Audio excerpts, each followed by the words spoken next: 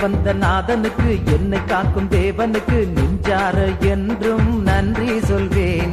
வாழ்வழித்த வள்ளலுக்கு, வாழ்வழிக்கும் இயேசுவுக்கு வானெங்கும் முழங்க நன்றி சொல்வேன். நன்றி நன்றி என்றும் நன்றி சொல்வேன். நன்றி நன்றி என்றும் நன்றி சொல்வேன்.